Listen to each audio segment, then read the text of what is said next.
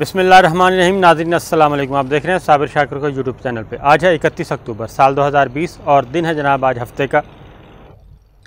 आज आपसे मज़ीद गुफ्तगू करते हैं कौमी सियासत के बारे में। और पिछली वीडियो तो चाइना के बारे में थी, चाइना और इंडिया के बारे में। और उससे जो पिछली वीडियो थी, दो या तीन वीडियोज़ हैं वो मुकामी सियासत, कौमी सियासत के बारे में हैं। वो ज़रूर सुन लीजिएगा। उससे फिर बात ये उन्हीं से लिंक है, उन पिछली 3 वीडियोस के साथ। और शुरू करते हैं जनाब। सूरत हाल ये है कि आपको मालूम है कि अय्याज सादिक से ये सिलसिला शुरू हुआ।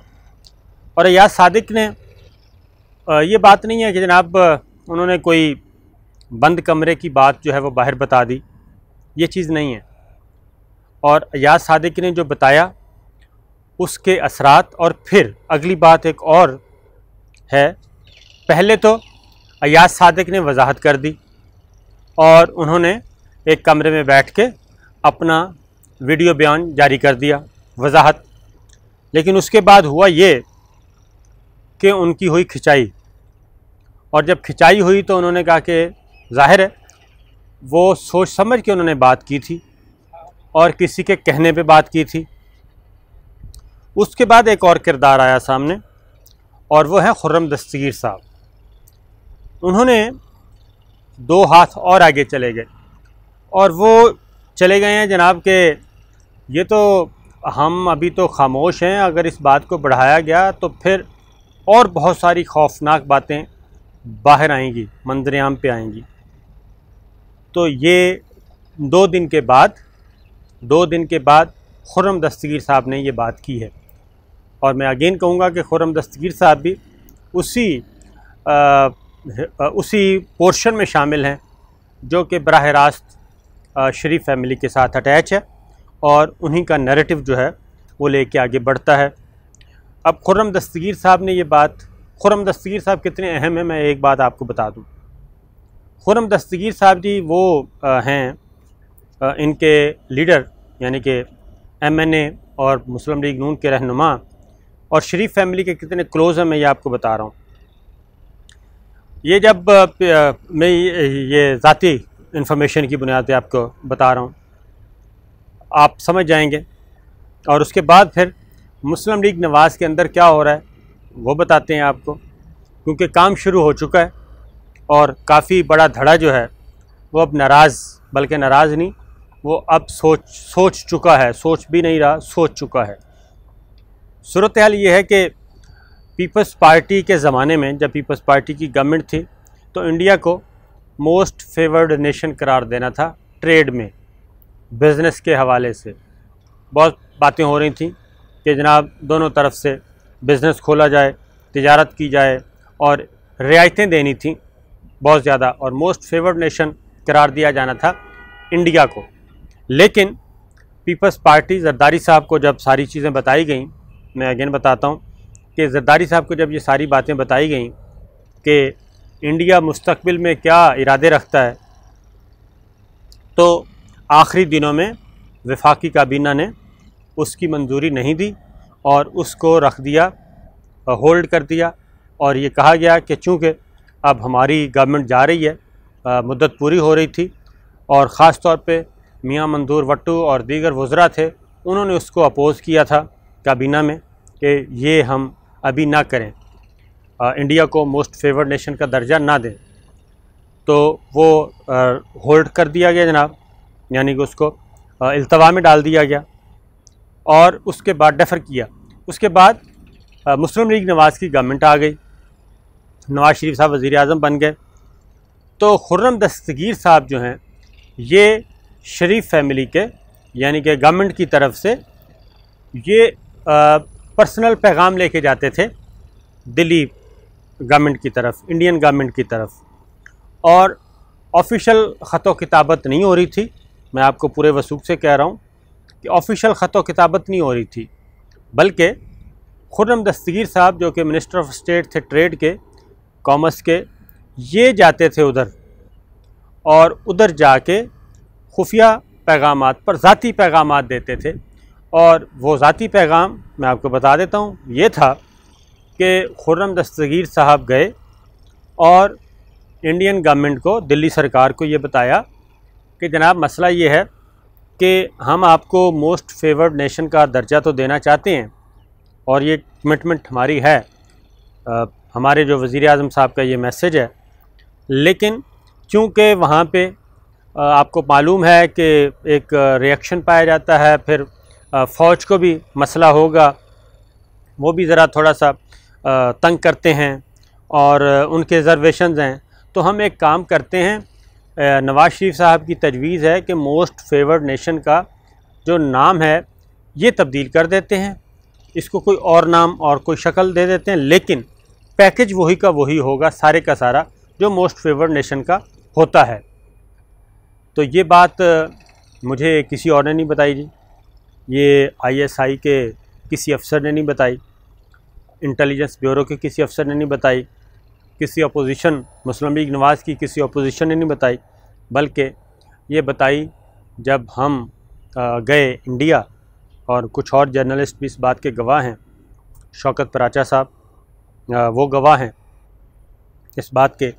हम दिल्ली में गए तो उन्होंने कहा कि जनाब वो आते हैं, हमारे तो बहुत अच्छे मामलात चल रहे हैं, तो हमारा तो बराह रास्त राब्ता है। ये हमें किसने बताया? ये हमें वहाँ के हमारी मीटिंग थी सेक्रेटरी ख़ारजा से, हमारी मीटिंग थी इंडियन वज़ीर ख़ारजा से, हमारा विज़िट था नेशनल सिक्योरिटी के ऑफ़िस में, और हमारा इंटरेक्शन था जनाब वहाँ के थिंक टैंक्स के साथ, हमारा इंटरेक्शन था पाक इंडिया बिज़नेस फोरम से, इनके साथ था। तो वहाँ से ये बात उन्होंने कहा कि हमारे तो बहुत अच्छे ताल्लुकात जा रहे हैं आपके प्रधानमंत्री से और उनकी ख़ानदान से, तो हमारा तो कोई भी है तो हम वीकेंड पे, यानी कि हम जाते हैं तो हमारा जाती उम्रा में रायगढ़ में हमारे लोग जाते हैं, और जो भी है डिस्कशन इस चैनल के ज़रिए चल रही है। और आपके वो आए थे मंत्री, खुर्रम दस्तगीर साहब का नाम लिया कि मंत्री जी आए थे और उन्होंने कहा कि आपके यहाँ ये मसला है, सेना नहीं मानती और पब्लिक रिएक्शन आएगा, इसलिए मोस्ट फेवर्ड नेशन का नाम तब्दील कर दें। तो अब हम उसका नाम तब्दील कर रहे हैं और ये बस होने वाला है। तो हमने बड़े वसूख से कहा था कि ये नहीं होगा, क्योंकि हमारे यहाँ जो फ़ैसले हैं वो इस तरह नहीं होते कि एक प्रधानमंत्री के जहन में जो चीज़ आई और उसने कह दिया और कुन फ़यकून हो गया, तो ऐसा होगा नहीं। तो इसलिए आप ये जो खुफिया पैगाम रसानी हो रही है ज़ाती सतह पे, इसको सिर्फ आप पैगाम ही समझें। तो उस पर वो काफ़ी आग बगोला भी हुए और कुछ जनाब परेशान भी कि ये क्या हो रहा है। तो वही हुआ, और उसके बाद खुर्रम दस्तगीर साहब ने उस विज़िट के बाद कोई 3-4 महीने के बाद एक मुकामी 5 स्टार होटल में एक ब्रीफिंग रखी। मुझे भी मैसेज आ गया कि जनाब आप भी आ जाएं। ब्यूरो चीफ्स और सीनियर जो जर्नलिस्ट थे उनको बुलाया था, तो खुर्रम दस्तगीर साहब ने उसमें बड़ी लंबी चौड़ी तमहीद बांधी और कहा कि हम पाकिस्तान की नज़रियाती असास पे सौदेबाजी नहीं कर सकते, ये नहीं कर सकते, वो नहीं कर सकते। हम सवाल ही पैदा नहीं होता कि इंडिया को मोस्ट फेवरेट नेशन का दर्जा दें। अब इंडिया की तरफ से एक तजवीज़ आई है, और तजवीज़ ये है कि इसको मोस्ट फेवरेट नेशन ना करें, यूँ कर लेते हैं। तो उस पर फिर मेरा उनसे एक मुकालमा हुआ। मैंने कहा ये बात तो हमें 3 महीने पहले इंडियन गवर्नमेंट बता चुकी है दिल्ली में कि जनाब आप ये पैगाम लेके गए थे और ये कुछ हुआ। और उसके बाद फिर वो प्रेस कॉन्फ्रेंस या मीडिया ब्रीफिंग जो थी वो ख़त्म हो गई थी। तो कहने का मतलब ये है, अब वो खुर्रम दस्तगीर साहब मैदान में उतरे हैं और उन्होंने कहा है कि याद सादिक साहब ने बिल्कुल सही कहा, राना सनाउल्लाह साहब भी आ गए, फजलुर रहमान साहब भी आ गए, और अगर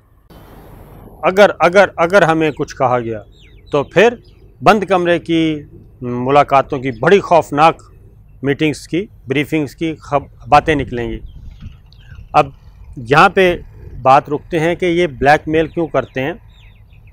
ब्लैकमेलिंग हो रही है, ब्लैकमेलिंग इसलिए हो रही है कि, और ये शाह से ज़्यादा शाह के वफ़ादार इसलिए मैदान में उतरे हुए हैं। सूरत हाल ये है कि जनाब ये मुस्लिम लीग नवाज़ के अंदर दो बातें चल रही हैं, मैं आपको सुन लें ज़रा कि इस वक्त जो मुस्लिम लीग नवाज़ रजिस्टर्ड है इलेक्शन कमीशन ऑफ पाकिस्तान में, वो मलकियत है शहबाज शरीफ साहब की। शहबाज शरीफ साहब उसके सदर हैं और उसमें नवाज़ शरीफ फैमिली का कोई ज़िक्र नहीं है इलेक्शन कमीशन ऑफ पाकिस्तान में। यूँ समझें कि जो मुस्लिम लीग नून जो एक सियासी जायदाद है शरीफ फैमिली की, और उस प्रॉपर्टी का जो मलकियत है, जो इंतकाल है, जो रजिस्ट्री है, वो नाम हो चुकी है शहबाज शरीफ फैमिली के, और शहबाज शरीफ साहब सदर हैं। और इलेक्शन कमीशन ऑफ पाकिस्तान के मुताबिक शरीफ फैमिली की जो सियासी मीरास है वो सारी की सारी जा चुकी है शहबाज शरीफ साहब को। अब उसमें कोई अमल दखल नहीं कर सकता जब तक कि मजलिस आमला का इजलास ना हो, नया सदर ना मुंतखब कर लिया जाए, और उसके बाद कहीं जाके ये काम होगा। अब शहबाज शरीफ साहब जो हैं वो, मैंने आपको बताया था कि दादी अम्मा ने कोई इनके दरमियान अंडरस्टैंडिंग तो करवाई है कि जनाब हमज़ा शहबाज जो हैं वो पंजाब में रहेंगे, छोटे भाई की औलाद पंजाब में रहेगी, बड़े भाई की औलाद मरकज़ में जाएगी। ये इन्होंने घर में बैठ के तकसीम किया हुआ है। लेकिन अब मरियम बीबी जो हैं वो ये चाह रही हैं कि जनाब नहीं, ऐसा नहीं है, पहले पार्टी पे कानूनी और आइनी कब्ज़ा तो होना चाहिए, उसका डॉक्यूमेंट तो हमारे पास होना चाहिए कोई। अब वो दो सूरतें हैं, या तो एक नई जमात रजिस्टर करवाएं, इस पे उन्होंने अपने आइनी माहिरीन से मशवरा शुरू कर दिया है, और नई जमात रजिस्टर करवा के उसकी ओनरशिप हो मुस्लिम लीग नवाज़ यानी कि मरियम बीबी के पास, उसका नाम जो भी रखें। और दूसरा ये है कि अगर मुस्लिम लीग नवाज़ को हम फारिग करते हैं शहबाज शरीफ साहब को, फिर क्या होगा? तो वो कानूनी तौर पे शहबाज शरीफ साहब को फारिग किया नहीं जा सकता, और मरियम बीबी फ़िल वक्त अपने नाम की जमात रजिस्टर करवा नहीं सकती। उसमें वजह यह है कि जो इलेक्शन ऑर्डर है, इलेक्शन कवानीन है, उसमें मरियम बीबी हैं डिस्क्वालीफाई, और जो डिस्क्वालीफाई हो जाए, सज़ा याफ्ता हो जाए, वो ना सियासत में हिस्सा ले सकता है ना मेंबर बन सकता है। तो उसकी रीज़न मैं आपको बता दूं कि ये क्यों सोचा जा रहा है। उसकी वजह यह है कि मुस्लिम लीग नवाज़ के अंदर टूट फूट शुरू हो चुकी है, और बलूचिस्तान के सदर lieutenant general Qadir Baloch resign दे चुके हैं, और अटक से भी आवाज़ें आई हैं, पंजाब से भी आवाज़ें आना शुरू हो गई हैं। तो आहिस्ता आहिस्ता KPK में भी आपको बता दूं कि मुस्लिम लीग नवाज़ दो धड़ों में आमने सामने ग्रुप आ गए हैं। एक पीर साबिर शाह का ग्रुप है और एक सरदार महताब खां का ग्रुप है। बलूचिस्तान में सनाउल्लाह ज़हरी एंड कादिर बलोच ये आ गए हैं, और उधर कुछ और मामलात भी चल रहे हैं। पंजाब में भी ये ग्रुपिंग चल रही है, और अब मरियम बीबी ये चाहती हैं कि इन जो शहबाज शरीफ के साथ जुड़े हुए लोग हैं, या शहबाज शरीफ साहब को भी निकाल देते हैं, या जिनके राबते हैं मिलिट्री इस्टेब्लिशमेंट के साथ, और जो हमारे नवाज शरीफ के बयानिए को ले के आगे नहीं बढ़ रहे, और जो इस तरह की गुफ्तगू नहीं फरमा रहे जैसे कि अय्याज सादिक ने की, जैसा कि शाहिद खाकान अब्बासी ने की, जैसा कि राना सनाउल्लाह ने की, और अब खुर्रम दस्तगीर ने की। वो कहती हैं कि यही हमारी रेड लाइन है, और यहाँ तक ये हमने काम करना ही करना है। और उसकी रीज़न ये है कि उनकी एक अपनी अंडरस्टैंडिंग है, वो असेसमेंट है, वो ये है कि अगर इस मौके पे हम अगर काबू में आ गए और हम झुक गए, तो फिर ये जो नवाज़ शरीफ की तकरीर ने काम दिखाया है, जो एक प्रेशर बिल्ट हुआ है, वो सारे का सारा नकारा हो जाएगा, और उसके बाद हम कई साल तक उठ नहीं सकेंगे सियासी तौर पे। लिहाजा वो दोनों काम कर रहे हैं। एक तरफ नेशनल डायलॉग का मैसेज दे रहे हैं और कह रहे हैं कि जनाब बातचीत होनी चाहिए। ये वही लोग दे रहे हैं कि जो कुछ दिन पहले गालियां देते हैं, उसके बाद डायलॉग की बात करते हैं। शाहिद खाकान अब्बासी साहब एक तरफ गालियां, दूसरी तरफ नेशनल डायलॉग। हसन इकबाल साहब गालियां, नेशनल डायलॉग। राना सनाउल्लाह साहब धमकियां, नेशनल डायलॉग, मुकालमा। यानी दोनों काम कर रहे हैं, दोनों ऑप्शन पे काम कर रहे हैं। तो जो हमारी सफ़ों में मौजूद हैं जनाब रियासती इदारों में, और PTI के अंदर भी कुछ ऐसे लोग हैं कि जनाब टेंशन को ख़त्म किया जाए और एक मुकालमा शुरू किया जाए। तो मिलिट्री इस्टेब्लिशमेंट को भी यही कहा जा रहा है कि जनाब नेशनल डायलॉग शुरू कर लें।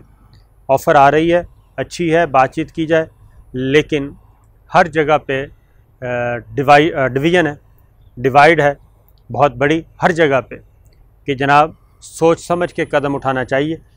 पहले हमने जितनी बार भी इनके साथ NROs किए, इनको रियायतें दी, उसका उल्टा नतीजा हुआ और फ़ौज और मिलिट्री इस्टेब्लिशमेंट को ये मज़ीद कमज़ोर से कमज़ोर तर करते चले आ रहे हैं। ये एजेंडा जो है वो बहुत बड़ा है, कुछ बड़ा एजेंडा है, और इस बड़े एजेंडे का अब पीक कैसे होगा वो इंशाअल्लाह मैं आपको बताऊंगा अगली वीडियो में। इजाज़त दीजिए, अल्लाह हाफ़िज़।